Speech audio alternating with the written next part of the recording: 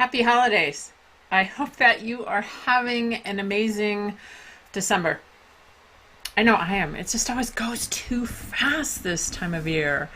Okay, so I am checking my tech just a little bit here. Sorry that I'm looking down, trying to look up. But I was saying, it just, to me, it goes too fast. I love the holidays and kind of everything that goes around it. I know I'm kind of one of those quirky ones, but that's what I want to talk about today is staying healthy over the holidays. And I think a lot of people dread the holidays because we are not, we don't know how to stay so healthy, right? I think it has been said that the average American puts on 10 pounds. I think that's probably a lot, but I think it's probably safe to say that this is a really food-centric time of holiday or time of year. We probably eat a little bit more than we should. Maybe we exercise a little bit less than we should because we are taken out of our routine. But the good news is that because we're pickleball players, we already have a built-in system to help us. So that's what we're going to talk about today. If you've got questions, by the way, put it down in the chat. And I probably didn't say this already. I'm CJ from Better Pickleball, but if you're here, you probably know this. This channel is dedicated to helping players who are over 50 play better pickleball, and that includes fitness, which is what I want to talk about today. And even though this is the time of year where you might put on a little weight, that it's not as easy to take off as it used to be. So I think this is one of those things where the old wives' tale,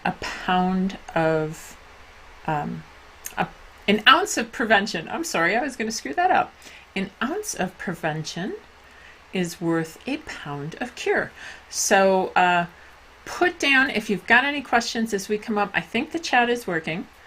Put it down in the chat and I'm happy to answer your questions as we go forward.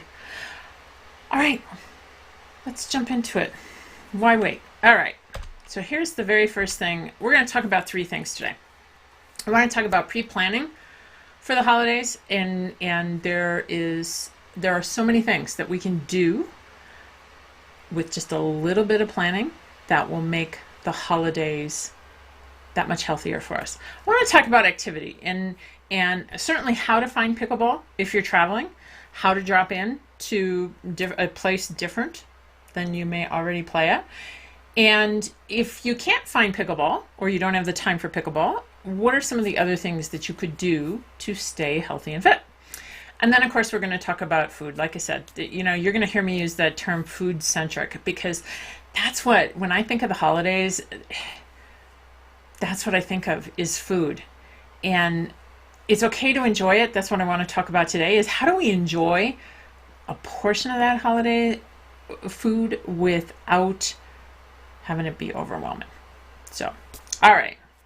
Hey Dale, how are you today? I hope you are having an amazing day. I know you are in the Northwest. What's the weather like up there? Are you getting any of this snow that we're getting? We had a pretty big storm here in Tahoe, about 3 or 4 feet. Needless to say, pickleball has moved indoors, and I'm going to talk about how to find that as well. All right, let's go ahead, and I want to jump in a little bit to pre-planning. And Brian Tracy is a productivity expert, and he has a quote. I'm probably going to butcher this because I don't have it right in front of me. He says that for every minute we pre-plan, we save 10 minutes on the execution side. I believe that. When I map out my day goes a little bit better. It flows more smoothly. I seem to get more things done in the day. And when I say more things, I get the important things done in the day. And I know that there are some people who in this group who are retired. There are some people who are working. There are some people who have like a little in-between type of commitments between working and retired. But during this time of year, I think it's more important than ever to pre-plan just a little bit. Here's how I plan. Sunday nights, I sit down with my calendar. I simply map out my entire week. I put in my appointments. when I'm going to be gone, when I'm skiing, when I'm playing pickleball, when I'm doing all of those things. I put those into my calendar on Sunday night. I don't know if you're like me, but my calendar changes a lot. It's not like I put it in on Sunday and I'm done. It's finished. I take a look at that calendar every night, the night before. So on Sunday night, I'm also looking not only at the week, I'm looking at Monday and saying, is this realistic? Can I still do the things that I committed to do? Or do I need to adjust? Okay. So especially this time of year, when we have a variety of different activities, which typically take us out of routines. We're visiting family, we're visiting friends, we might be invited to parties, you might have your pickleball potluck, a year-end celebration, anything. There's just a variety of activities that are happening this time of year. If we don't plan and put those activities in our schedule and then plan the other important things around those activities, chances are we're going to miss something. I know that if I want a workout this time of year, I need to make sure that's in my schedule as the night before, as I look at the very next day. You may find this time of year, if you don't put your pickleball into your schedule, that you will start to miss it. So pre-planning is a big thing, and that's just kind of an overall when we're at home. The other part I want to tackle with pre-planning is if you're traveling. There are some of us who are driving from, I've got clients who are driving from Canada down to the southern part of the United States this time of year to enjoy pickleball in the sunshine instead of playing indoors in Canada. Many of you have told me that you're traveling to visit family and friends this time of year. Pre-planning your trips will help you to stay active. I had a client this year who changed some of her route from Canada down to Arizona to be able to enjoy pickleball in different places. If you think about it ahead of time and you're not on a crazy schedule where you're flying or anything like that, you're driving, your schedule is kind of your own, you can stop and you can visit a lot of places along the way. Had another client who was also doing the drive but had to do it in a little shorter time frame. They planned to stop at hotels that had swimming pools. She liked to swim. That way she could still get some activity. So if you are traveling, I think it's really important to look at your plan and to say, okay, where am I going to stay? What am I going to do? How am I going to stay active? If I am visiting the family, do they have pickleball in their area? And I'm going to talk in just a minute about how to find pickleball. But take a little time and do some pre-planning. Okay. If you've got any tips or tools or questions, make sure that you go ahead and put them down below. What do you do to pre-plan? What are some of the things that you like to put into your schedule while you're traveling? So, all right, let's see. I just want to... I'm going to type you a little message if I can here. There we go. Cool. So go ahead, put it down below because I'm going to jump into number 2. Now, if you've done this pre-planning, you may need to find some pickleball, right? So what are some of the best ways to find pickleball? So a couple of things. Most of us, I think, I'm going to make sure that that's in the frame.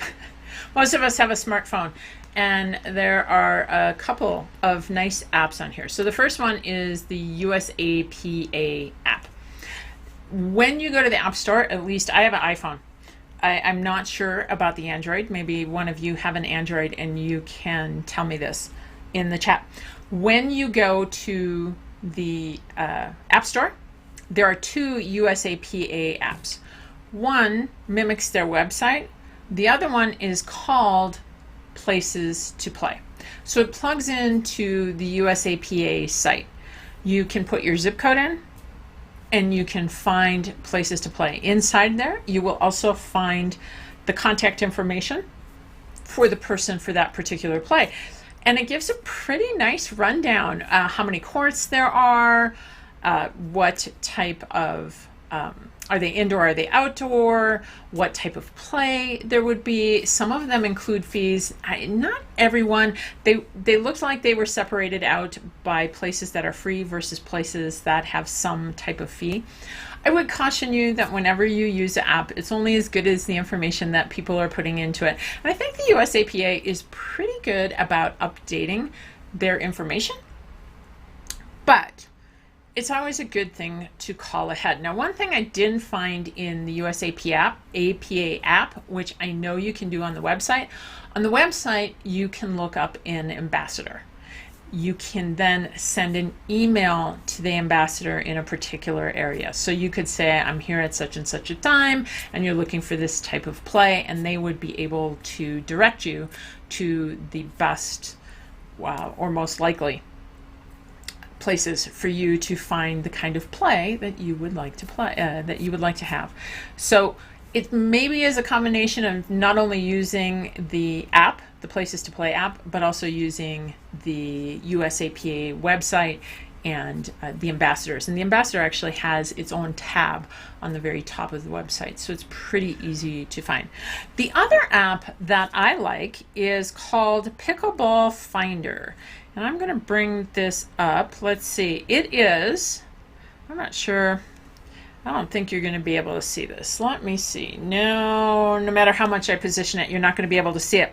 But it is it has a blue icon. It looks like a pickleball on top with kind of the handle to a paddle. I have found that Pickleball Finder is a pretty nice app as well, and it's fairly updated. Now, one of the things I wanted to say about Pickleball Finder, so I went into Pickleball Finder this morning to look at my site here in Incline Village to see if the information was up to date, and it wasn't. It had last year's indoor information. But once I created an account inside Pickleball Finder, and all I had to do to create an account was to give my email address and create a password for myself. Once I created an account, I was able to edit the information, put the new playtimes as well as some of the new fees into that particular site. I think that's a great idea. If you are on Pickleball Finder or on the USAPA app, take a look at the place you play regularly and see if it's accurate. And if it's not, make the adjustments to it. That just helps everybody, because then we can rely on the apps. Again, make the phone call. Call people. I think that's best. Send them an email, call them, tell them exactly what you are looking for. But those are my two favorite ways to find pickleball activity. I want to touch a little bit on etiquette for playing at a new place. One of the things that I go in and I do when I play at a new place is the very first thing is I put my competitive drive on hold. I kind of put it in the back seat. I introduce myself. I make an effort to get to know people, to see what they do, to see what their rules are. Now, generally this is pretty easy because I am one of those people. I either call ahead or I send an email.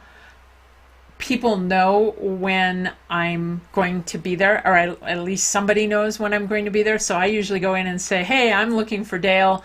Does he happen to be around? One of the things I love about this sport, and I think it's what I all love, is the social aspect where people are more than willing to intertwine and tell us, give us the rules of the road. By having somebody and having a contact who plays there normally, I understand what that club's rules are. How do they have challenge courts? How competitive is the play? How are the courts separated out? How long can you stay on a court? Do they use rally scoring or do they use traditional scoring?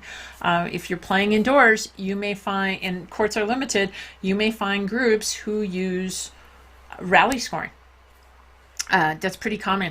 And if you're not familiar with rally scoring, I have a video on rally scoring on the YouTube site, and I will put it in the show notes a little bit later so that you can go to that video if you don't know how to do it. But having that contact helps me understand what's the norms or the etiquette for that group, and it helps me to fit in to that group. I think just a little bit easier, because it doesn't matter what age we are, we're all a little nervous when we go somewhere new, right? We all want to know the rules and have fun and enjoy the people we meet. And I have to tell you, I've played in a lot of places, and more often than not, that is the case. So that's how you find some places to play pickleball. If you have some other suggestions, or you have some other apps that you like, make sure that you put it in the chat, because I'd love to know about some of the other apps and how well they work. Now, there may be a time when you can't play pickleball, right? You just don't have enough time to get to the courts, or perhaps, God forbid, you're visiting a place that doesn't have pickleball courts. What are some of the other things that you can do? I like to think about my activity this time of year is, if I can't play pickleball, I'm going to bring it with me. An easy way to do that would be therapy bands. They're pretty inexpensive. You can either get them on the internet. If you're working with a physical therapist, you can get them there. That's a great way to do some strength training while you're gone. You can tie those bands to a door. You can, as an example, if you were working on arm strength, you could tie the bands between your wrist and do some arm strength exercises like that for a rotator cuff. There's so many things that you can do with bands, and they're lightweight. Even if you're flying, you can bring those with you. Another thing I always bring with me whenever I'm traveling are my balls, and boy, that sure came out not the way not the way I intended it to. My therapy balls. I use trigger point therapy. Some of you may use tennis balls or lacrosse balls to roll out sore muscles. When I'm traveling, if I'm sitting in a car for a long period of time, my hips get sore, my back gets sore, it seems my calves get tight. It just seems everything gets tight when I'm sitting in a car. Even when I'm on an airplane, the seats are just incredibly uncomfortable, right? So I always bring my therapy balls with me so that I can go ahead and roll out. It's hard sometimes to bring a roller. I will tell you, there is, and I'm not sure who the manufacturer is. There is a manufacturer who makes a collapsible roller. I don't travel enough to do that. I will take a small roller with me if I'm going to be gone to a tournament or something like that. Otherwise, I leave it at home and I just simply rely on the therapy balls. But I roll out at night. I roll my back. I get rid of some of that tension, which kind of keys into the next one, which is flexibility. Stretch while you're gone. 5 minutes. So even if you don't get any other activity, before you go to bed or when you wake up in the morning, do a little bit of stretching. It'll make your body feel so much better. One other thing you can do, no matter where you are, no matter where you're traveling, you can always work on your balance. There is a video on the site that will give you some detailed balance exercises, but a simple way to work on your balance is just simply, when you're somewhere, stand on one foot. Stand on one foot. Close your eyes. Stand on one foot. Dynamic balance would be standing on one foot and then moving your arms or moving another body part. Again, if you just do that 2, 3, 4 minutes during the course of the day, you're going to get some activity in. One last thing, and I didn't put this on there, but one of my favorite ways to stay fit is, there's a company called Fitness Blender, and since you're all on YouTube, they are here on YouTube. It's called Fitness Blender. They have a ton of free workout videos. They are from beginner to advanced. They're very well marked. There's 5-minute to 30 or 40-minute videos. You could pick whatever body part, whatever length, whatever ability you wanted to work on. But all you have to do is have your smartphone or your iPad along with you. So it's another great way to stay in shape while you're gone.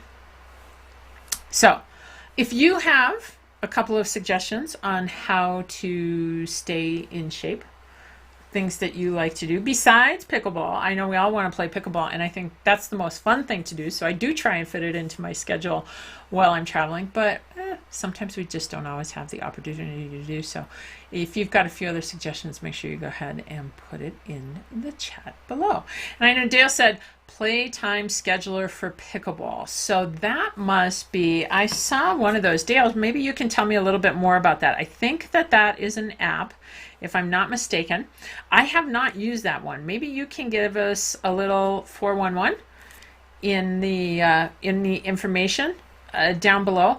I believe that's the one where you could schedule play with people who are at your ability, if I'm not mistaken. I saw one. I was glancing through some other apps, but it's been a bit since I've traveled and played pickleball, so I wasn't really familiar with it, and I didn't want to necessarily recommend something that I had not yet tried. So I'd love to get some more information about it. So if you've used it, please feel free, if you would, to tell us just a little bit more about that app down below.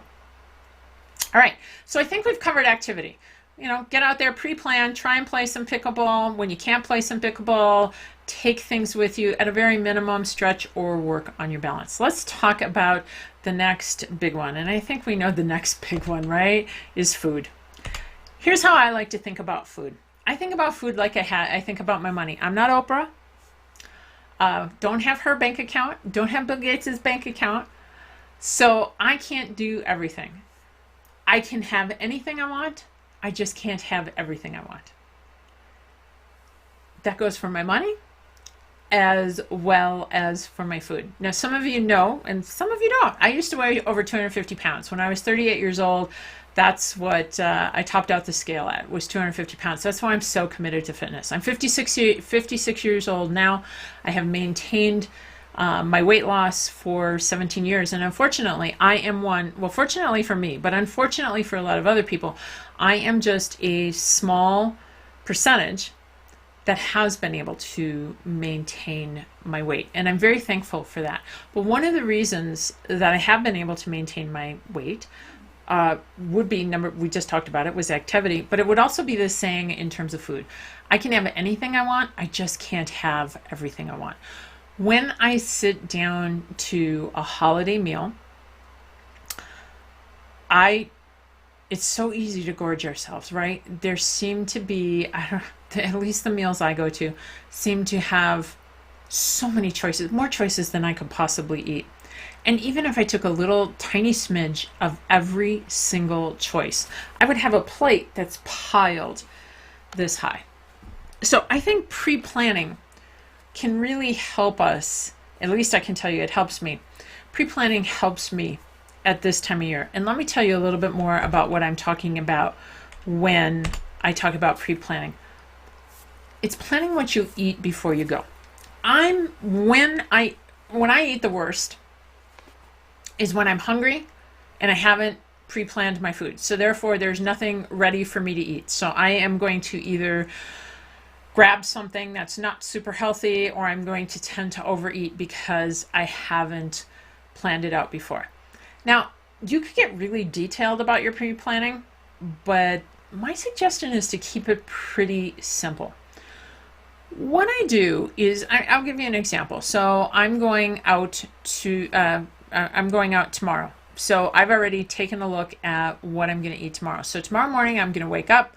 I am going to have a bowl of steel cut oats, and I put a little protein powder along with some nuts and some bananas, which makes it extremely filling. So that's going to be my breakfast. At lunch, I'm going to have a salad with tempeh, lots of vegetables. I will have a little papadum. I'm not sure if you know what that is. It's a Middle Eastern food, kind of like a crispy, crunchy cracker. It's really good. I will have that for lunch. Tomorrow night, I am going out. And I really don't have any idea what they're going to serve, but it's a banquet, it's an event. So I have, even though I don't know what they're going to serve, I have a general idea of what's going to happen. We're going to get there, and they're probably going to have some types of appetizers, right? Okay, appetizers are just plain old calorie bombs if you're going out to dinner. Think of cheese. Cheese the size of a single die. If you have 5 of those, that's about 100 calories. Cheddar cheese is what I'm using as an example. That's about 100 calories. It's pretty easy for most of us, if you're a cheese lover, to eat 5 pieces of cheese and maybe 10 crackers. And now you throw on some pigs in a blanket, maybe some chicken wings. You see where I'm going? You could eat your whole day's allotment in appetizers before your dinner even comes. So I got a good feeling there's going to be some appetizers. But I'm actually going to pass on those appetizers because those to me are really high in calories, high in fat, just not real good. If you like appetizers, I'd recommend writing down, okay, I'm going to have a little bit of cheese. Define a little bit. I will have some vegetables with some dressing. Have whatever it is that you like, but have it in moderation, because sometimes we get around either an appetizer buffet or past appetizers and we really don't understand exactly how much we've eaten. So that's number one. Number two, I pretty much know that they're going to serve a salad.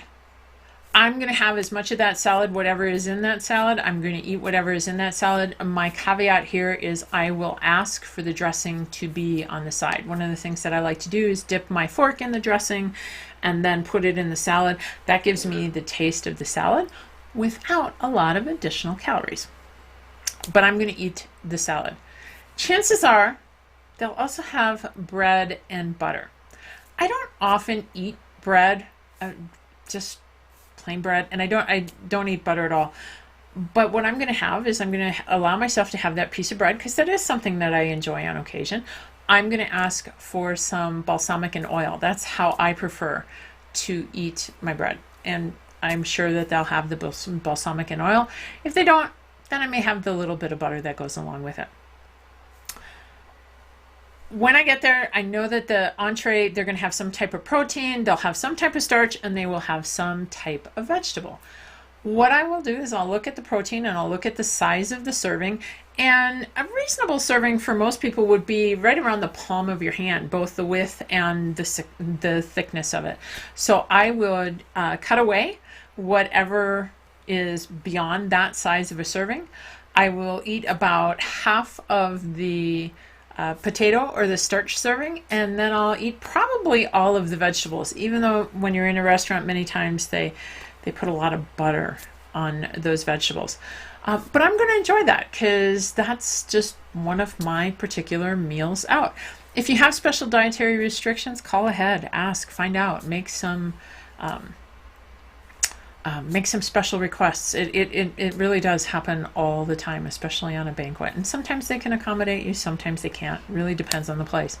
And then lastly, what I know about that dinner is there will be some type of dessert. Generally, the desserts are pretty large as well. Our portion sizes are kind of out of control. So if I'm going to have a dessert, I will take half that dessert and I'm going to cut it in half. I'll eat half and the rest will go back to the kitchen. I will leave that meal feeling full and satisfied, not feeling bloated. And all I simply did was pre-plan it. Now I've done all this and I simply just wrote it down. Here are the things that I'm going to do. If, while I'm there, I see something that I really want to have that's kind of not on my written down. What I say to myself is this: wow, that looks really good. But you know what? That's not on my plan for today. If I want that, I'll write it down tonight and I will have it tomorrow. And that's how I get around it for myself without overeating. Now, you may choose to make some different choices and say, okay, I'll have a little bit of this then. My caution to you would be pre-plan it so you don't get too far away and get into that bloated feeling. Let me give you just a couple more suggestions. We talked a little bit about the banquets. If you're going to a restaurant, when your pickleball group is having a holiday function in a restaurant, let your fingers do the walking. Go check out the menu beforehand so that you know what you can eat or what you want to eat. If you are having a potluck, love pickleball potlucks, bring something healthy to the pickleball potluck. Not only are you going to have something to eat, but I'm going to guess that other people will be thankful that you brought something along with them as well. Buffets or family style or big holiday dinners. One of the things that I do is I look at all of my choices, every single choice, and then before I start with my plate. Because if I just grab my plate at the end of the buffet and then start putting it together, as I mentioned earlier, right, there's probably there's way more choices than I'm going to have room on my plate, and that plate is going to be piled high. It's going to look like one of the mountains around here. I look at everything on the buffet first and then decide what I'm going to have, because I know this. I don't need 5 different kinds of potatoes. If I'm looking and it's like, oh, okay, I rather have this one and I rather have that one. Or maybe I don't need potatoes and stuffing. Perhaps, you know what, tonight I just like a little bit of potato. Or tonight I'd have the stuffing. But I make some of those choices before I grab the plate. That way I have a reasonable looking plate in front of me. I know that a lot of us, especially our age, one of the messages we got from our parents was clean your plate, right? I'm going to guess most of us are members of the Clean Plate Club. And we were told clean your plate. Well, when you pile a plate that's this high and you have this subliminal message, clean your plate, you're probably going to walk away from there feeling either really full because you didn't eat everything on your plate, or feeling really guilty because you let some of that food go. And neither of those feelings are what you should have during the holidays. So, to tie this up, and if you do have any questions, make sure you go ahead and put them into the chat, because we're coming to the close of this and I want to make sure that I get all of your questions answered. But to tie this all up, really think about these things ahead of time, right? Think about what you're going to do. How are you going to stay active? How are you going to eat healthy? How are you going to stay out of some of the pitfalls that happen when you're either traveling or when the holidays come up?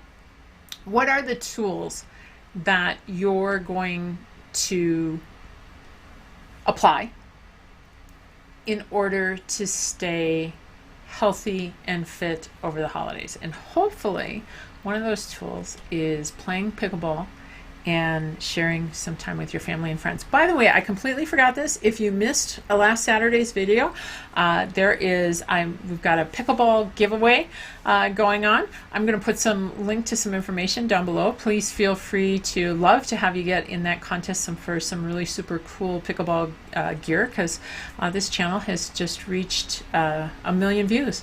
And I am so grateful and so thankful to each and every one of you for that. That really comes from the bottom of my heart. You just don't know how it touches me. So it's already a grateful time of year, and man, I just lots and lots of abundance.